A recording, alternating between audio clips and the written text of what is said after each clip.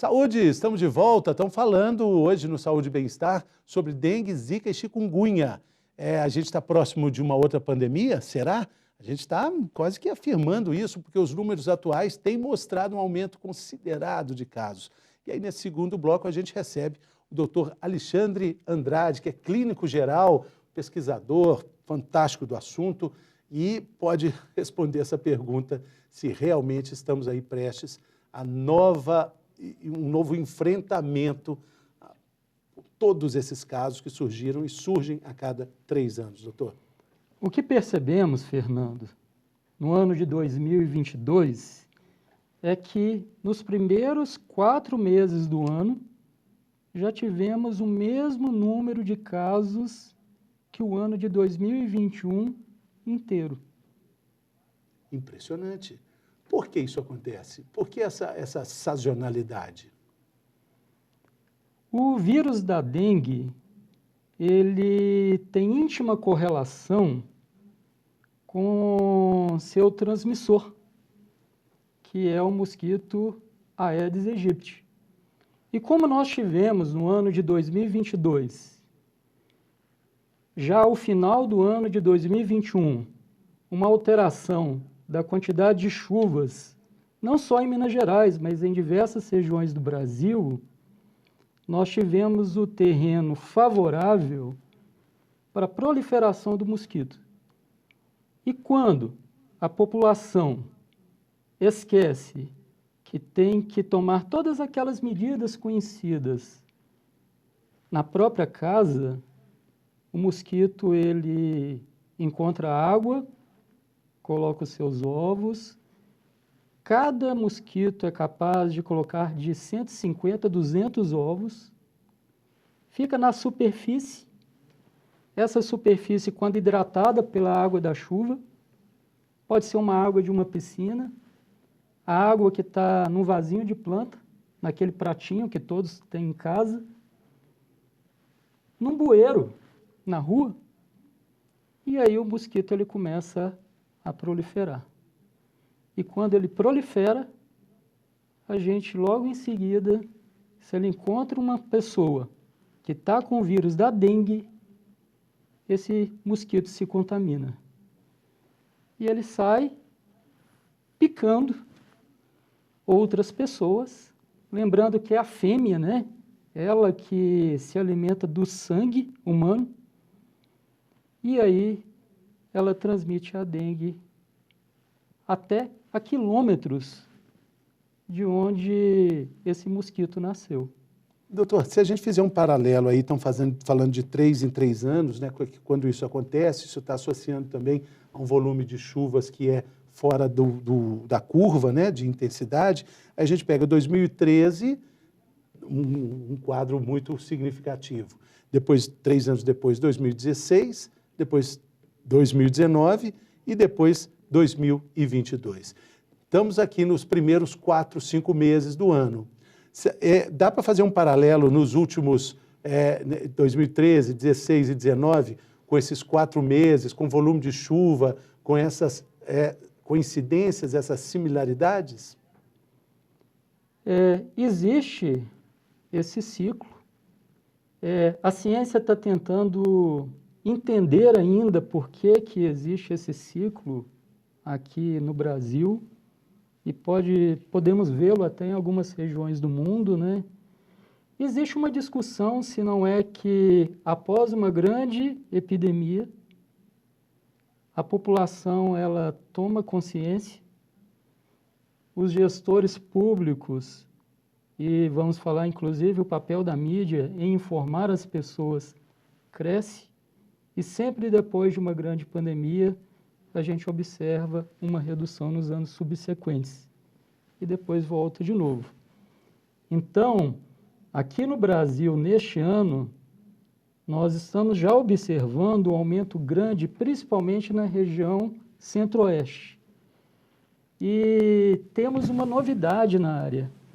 Parece que surgiu um novo vírus com uma mudança genética que estava no exterior e agora já foi visto aqui no Brasil, que é falado de vírus com genética cosmopolita, tem essa característica em nome, que talvez possa estar na região centro-oeste, lá em Goiás, e lá trouxe um aumento de casos. E se isso for uma realidade, podemos ter aqui no Brasil um novo impulsionador nos próximos meses e talvez anos, juntando-se aos outros que a gente conhece aqui no Brasil na atualidade. Qual a relação que tem o mosquito com essa nova percepção que os cientistas descobriram? É o mosquito que teria picado alguém e essa transformação aconteceu com alguém e daí a multiplicação? Em que sentido? O mosquito, porque quando a gente fala de Covid, a gente fala de pessoas que viajam, mas aí quando a gente tenta atacar um mosquito e fala que existe uma novidade com relação a isso, como é que acontece esse processo? Na verdade, seria um vírus que já existia no exterior. Provavelmente algum viajante esteve lá fora e quando ele vem para o Brasil, ele traz, vamos falar, essa novidade de um novo tipo de vírus de dengue que pode estar chegando aqui no Brasil. E a composição com o mosquito? Qual é a relação do mosquito com esse vírus? E aí o que acontece?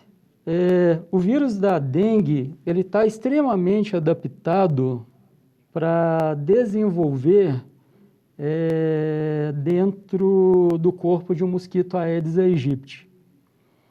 A partir do momento que um mosquito desse, uma fêmea, pica uma pessoa que está com dengue e esse vírus infecta o mosquito, ele consegue ter uma vida normal e em todo o corpo nós encontramos vírus da dengue.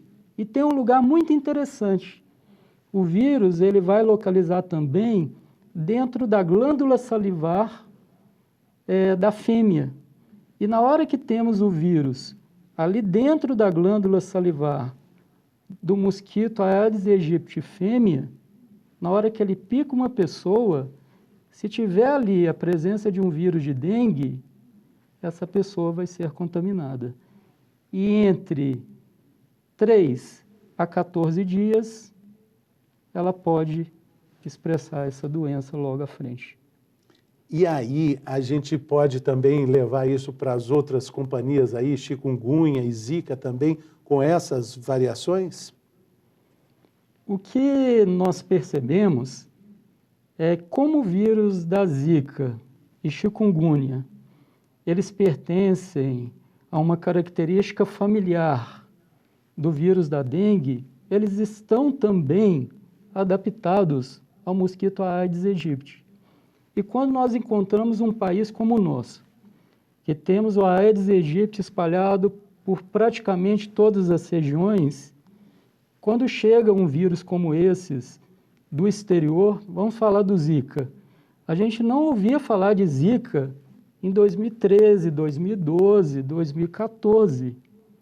Em 2015, houve aquele número de casos que apareceu de crianças apresentando uma redução do tamanho da cabeça na hora que ela estava desenvolvendo ainda na barriga da mãe, que a gente chama de microcefalia. E a gente acreditava que aquilo ali podia ser ocasionado por algum outro fator e não um vírus. E aí houve uma grande descoberta que era um vírus novo, que ele existia na África. Zika é o nome de uma floresta de Uganda. E que esse vírus chegou no Brasil, provavelmente naquele trânsito de turistas durante a Copa de 2014. Sim. E aí, um vírus que vem para o Brasil e encontra aqui um mosquito que tem grande capacidade de espalhá-lo pelo país, foi o que nós encontramos em 2015. Um surto, uma epidemia, e principalmente na região Nordeste. e lá que a gente viu aquele tanto de criança nascendo com microcefalia. Exatamente. Campina Grande foi uma cidade referência, uma cidade que teve alguns casos lá. Lá também tivemos uma pesquisadora que foi a primeira a descobrir essa relação e aí coloca no mapa do mundo essa nova condição aí do Zika. Como o senhor bem disse, 2013 a gente não falava Zika, não falava chikungunya, e aí o que o senhor está dizendo é que provavelmente agora em 2022, talvez a gente descubra um outro nome para nos assustar também, para nos assombrar, todos eles derivados do mesmo mosquitinho. E conhecemos a dengue, a zika, a chikungunya, que são conhecidíssimos, transmitidos pelo Aedes aegypti, e como a Aedes aegypti tem uma característica de adaptação a países tropicais, então, uma curiosidade, né? Metade da população do mundo é sujeita à contaminação por esses 3 vírus a qualquer momento, porque estão em regiões tropicais. E aqui no Brasil, sabendo que temos o Aedes aegypti espalhado por todas as regiões, então vírus como esses encontraram aqui no nosso território um terreno fértil para o seu avanço. Só que no Brasil, se nós pensarmos nos últimos anos, enquanto nós chegamos a ter 800 mil casos de dengue num ano, que pode chegar até bem mais, nós temos 6 mil casos de chikungunya, 5.500 casos de zika. Então, quando nós falamos desses 3, no Brasil, o grande problema de saúde pública que vivenciamos é realmente o vírus da dengue, porque os dois, se olharmos o tamanho da população contaminada, ela é comparativamente menor. Mas nem por isso perde a importância, porque o Zika tem um problema na mulher grávida, a grande maioria das pessoas, talvez 8 a cada 10, vai pegar Zika e não vai ter nenhum sintoma, ele não sente nada, e 2 a cada 10 pode apresentar sintomas que parecem muito com a própria dengue, né?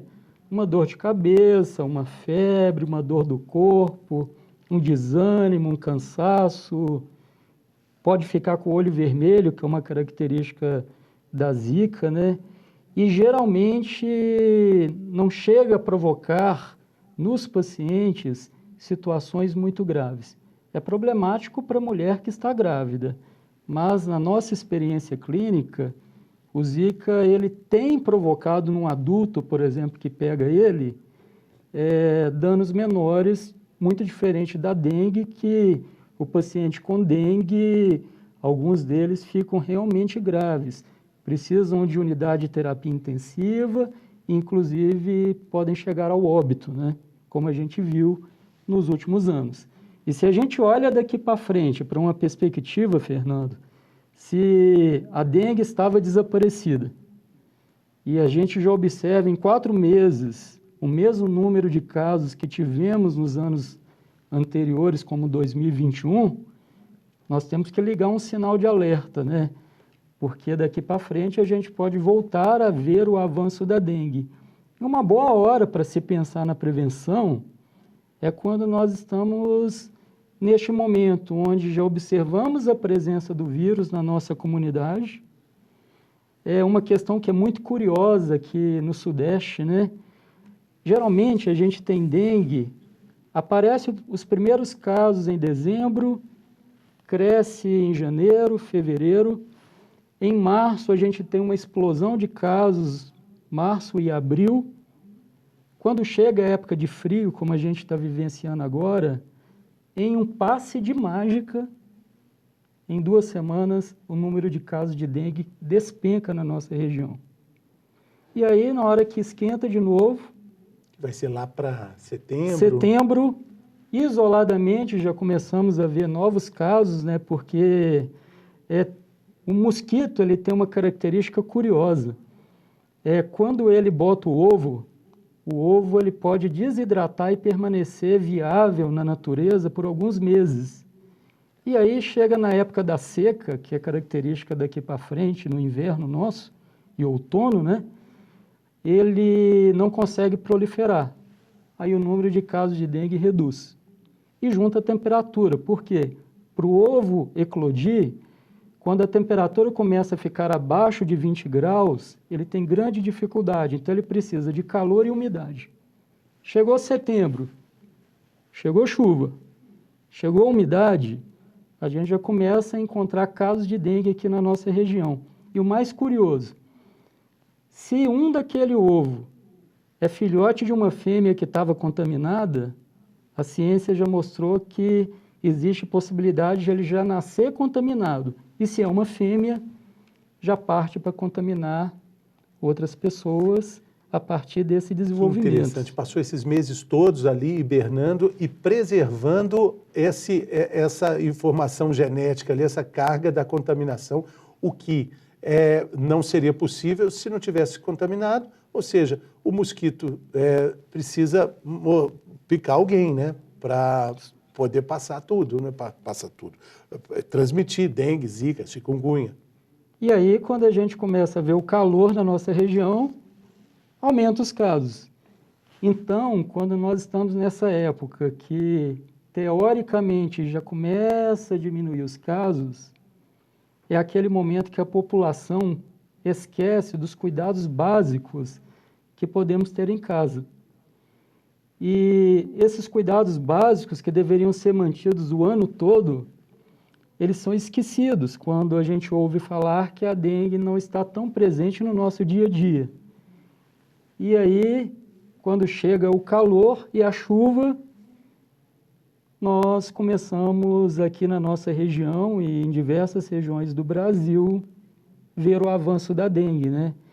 E as medidas de controle que nós podemos falar que são extremamente simples, elas são esquecidas, como olhar para a piscina da casa, né? Muitas pessoas mantêm a piscina da casa com água e quando deixa de usar e não esvazia ou cobre, vira um criador de Aedes aegypti. Quando a piscina está com cloro, tudo bem, aí não vai ter problema. Mais ou menos.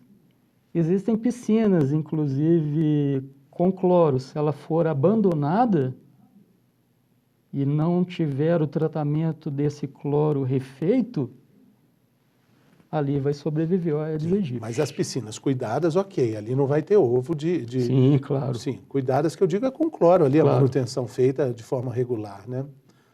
Aí não teríamos o problema, né? Sim. Isso é fato. Como a gente vê nos clubes, né? Mas vai, ou em muitas casas. Em muitas também. casas que cuidam bem das piscinas. Mas, doutor, é bom falar também de novo, né? Eu acho que, de uma forma geral, as pessoas acabam muito cansadas, está todo mundo muito esgotado com a questão das regulamentações ligadas ao Covid. Agora, isso não é desculpa, porque isso não vai mudar o fato da gente estar cansado. É igual quando tinha pandemia, a gente virava e falava, eu estou cansado de ficar em casa, mas o seu cansaço, o meu cansaço, não vai interferir na circulação da Covid. Quando a gente fala de dengue, zika, chikungunya, o nosso cansaço de uma luta que começou lá em 2013, na verdade, começou no século passado, que era um mosquito derrotado, um mosquito urbano, um mosquito que não tinha vencido a luta contra o humano, mas essa exacerbada forma da gente ocupar o espaço da natureza acabou fazendo do mosquito hoje um vitorioso, né? Em 2013 a gente viu, 2016, 2019 e agora 2022.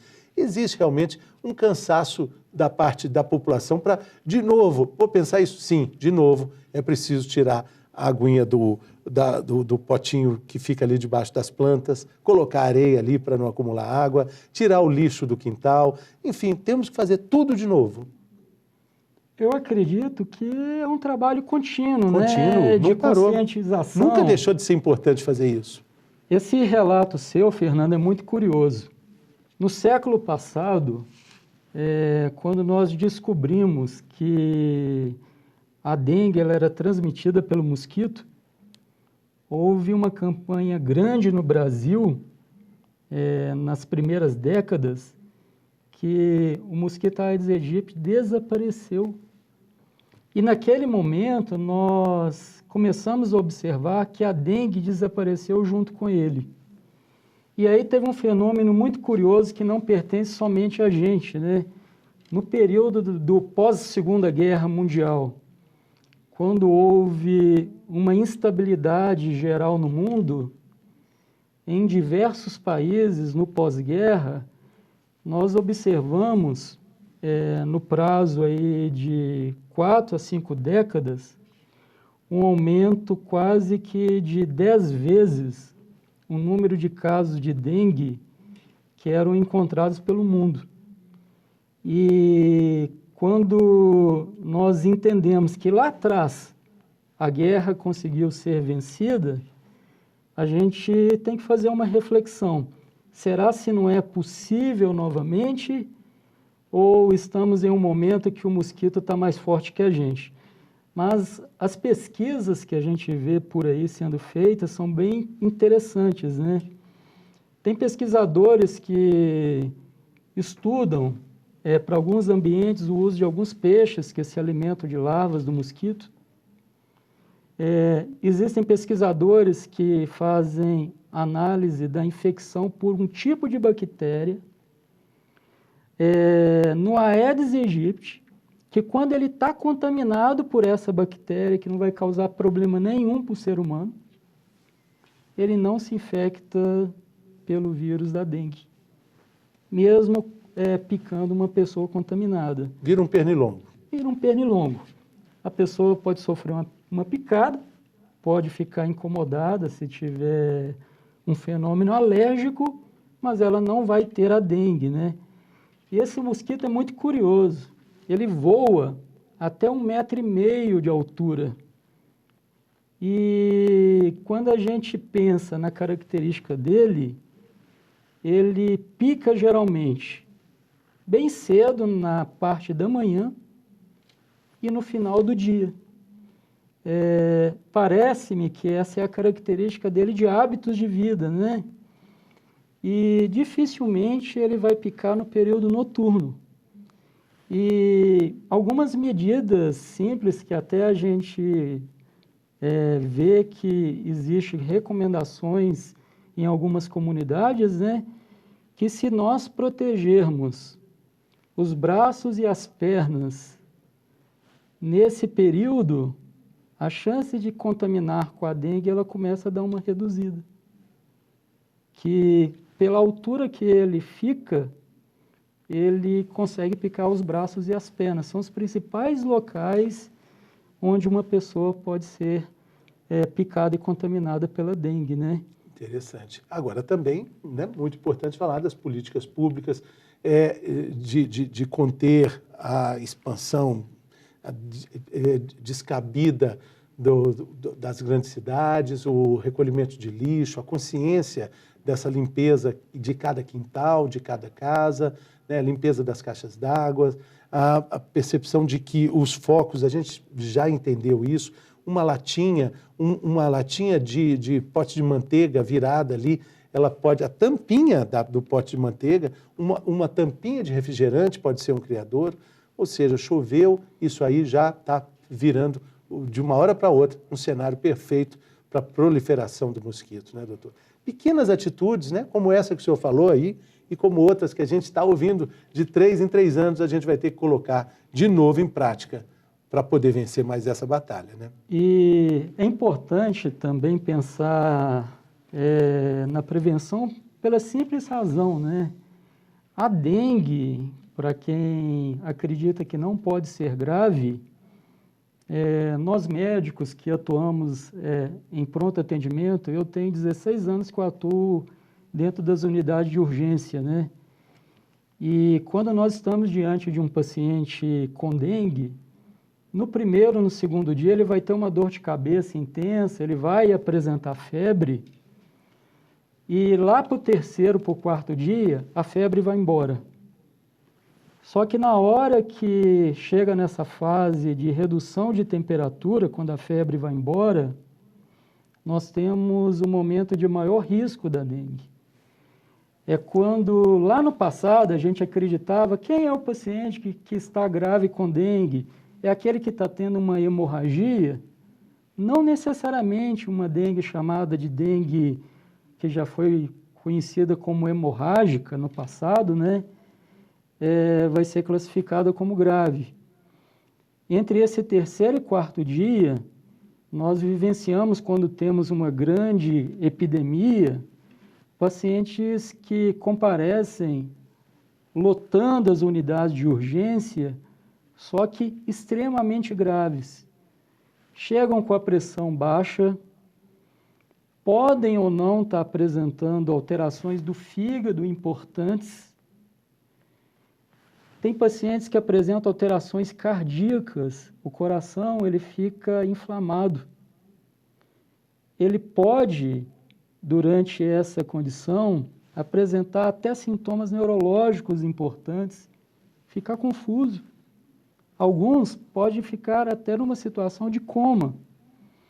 E esse quadro todo de uma dengue que não está gerando a hemorragia, mas tem outras questões clínicas graves, como a pressão baixa, alteração no fígado, alteração do sistema imune, como queda das células de defesa, queda das plaquetas que podem gerar hemorragia, e alguns, inclusive, podem ter hemorragias, aparecer hematomas na pele, na hora que escova os dentes, ter uma hemorragia na gengiva, uma hemorragia espontânea no nariz, na hora que vai fazer xixi, está indo no banheiro, está urinando sangue, e até na hora que vai ao banheiro evacua com sangue, né?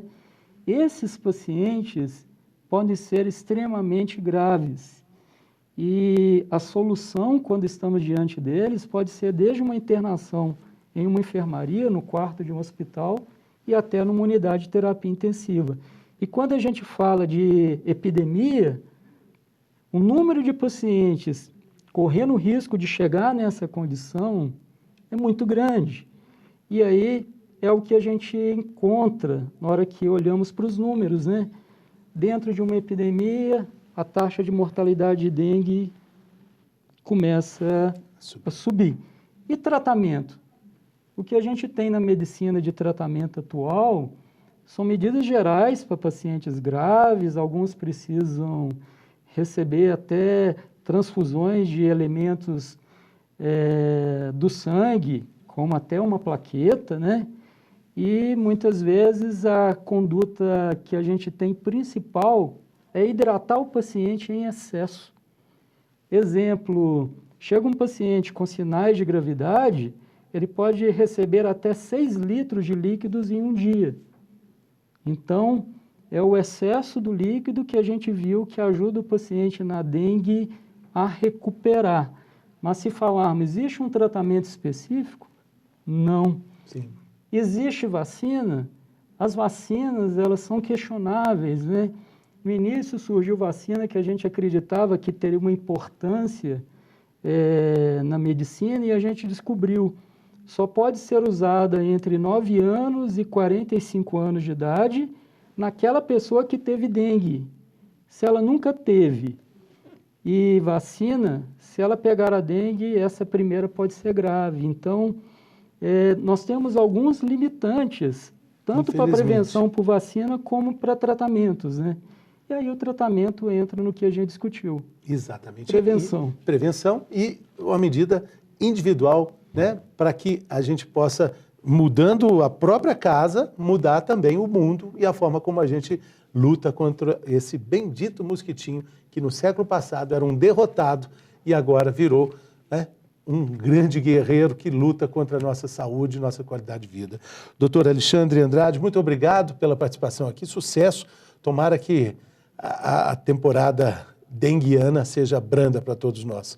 Muito obrigado, valeu. Muito obrigado, Fernando. Valeu. Muito obrigado também pela sua companhia, a gente fica por aqui e pedindo também para que você compartilhe o nosso conteúdo aí com as pessoas que você sabe que vão precisar e que vão fazer bom proveito de toda a nossa programação aqui no canal Viver Brasil. A gente fica por aqui, mas também volta por aqui. Saúde!